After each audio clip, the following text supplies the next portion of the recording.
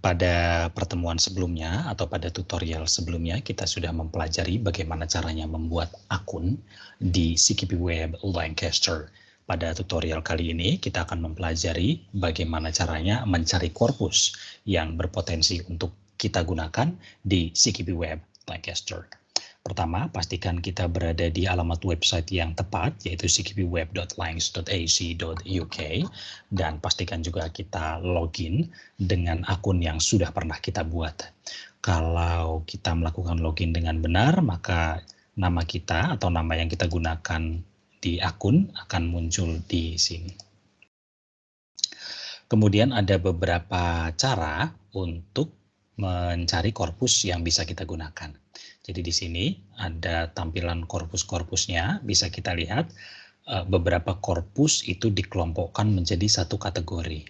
Jadi misalnya di Arabian Nights, American English 2006, kemudian British English 2006, kira-kira di sini ada 16 korpus, ya, tepatnya ada 16 korpus dan semuanya dikelompokkan ke dalam present day English. Jadi kita bisa telusuri berdasarkan kategori-kategori ini. Ada kategori present day English, ada historical English, ada enhanced Shakespearean corpus, historical news text, European Parliament parallel corpus, learner English, dan sebagainya. Ya. Sampai uncategorized. Itu cara yang pertama, menelusuri berdasarkan kategori. Ya. Cara yang kedua adalah dengan menelusuri satu persatu. Ya.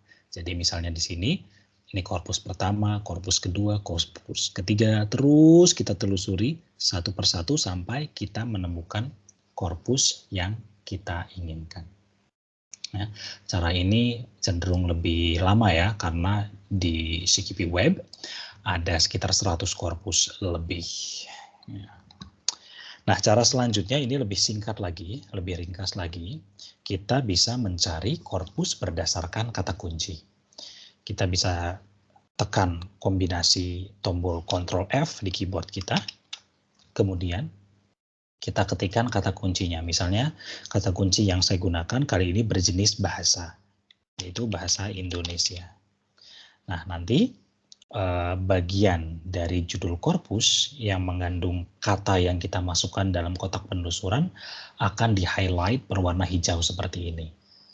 Ya. Kemudian kita bisa juga mencari korpus lain yang mengandung kata kunci yang telah kita ketikkan. Caranya adalah dengan mengklik panah yang ada di ujung kiri bawah seperti ini. Nah, di sini kita lihat kalau tadi korpusnya adalah UI1M, di bagian atas ini ya, di recently used Cobra, maka ketika saya tekan atau saya klik pada simbol panah ke bawah, maka saya mendapati hasil penelusuran lain yaitu LCC Indonesian 2012 Mixed 1M. Jadi ini adalah korpus lain yang judulnya mengandung kata kunci yang kita ketikkan di dalam kotak penelusuran ya. Jadi semakin kita klik, maka nanti kita akan ditunjukkan semua judul yang mengandung kata kunci yang telah kita ketikkan ya. Nah, kemudian kita juga bisa melakukan penelusuran berdasarkan kategori lain. Jadi misalnya kita ketikkan namanya langsung ya. Jadi misalnya saya ketikkan di sini BNC, saya akan scroll ke atas ya, kita mendapatkan BNC sampler yang ada di sini ya. Kemudian kita juga mendapatkan ada mega cloud of some of the BNC. Kemudian kita juga mendapatkan spoken BNC 2014 ya, dan itu tadi terbuka ya korpusnya. Dan kelemahannya adalah metode penelusuran ini hanya berfungsi persis seperti apa yang kita ketikkan. Jadi misalnya ketika kita ketikkan BNC di kotak penelusuran ya, maka British National Corpus yang tidak disingkat tidak akan tertelusuri. Jadi untuk menelusurinya kita harus ketik langsung British National Corpus.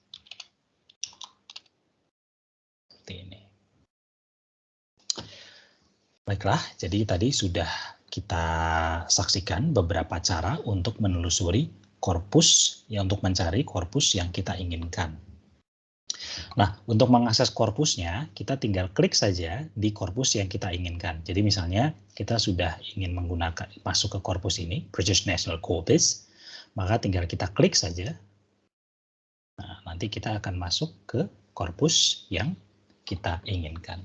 Ya. Untuk kembali ke halaman tadi, halaman penelusuran, ada beberapa cara. Saya bisa klik back di sini, atau kita bisa ke sini, About CKP Web, di bawahnya ada CKP Web Main Menu. Ya, sama saja dua cara ini. Oke, baiklah. Jadi tadi itu setelah saya presentasikan bagaimana caranya mencari korpus yang kita inginkan di CKP Web. Pada tutorial selanjutnya kita akan mempelajari bagaimana caranya melihat informasi di dalam korpus, misalnya berapa ukuran korpus atau anotasi apa saja yang ada di dalam korpus yang kita sasar. Demikian tutorial ini, sampai jumpa di tutorial berikutnya. Terima kasih. Jika ada pertanyaan, silakan cantumkan di kolom yang ada di bawah. Sampai jumpa.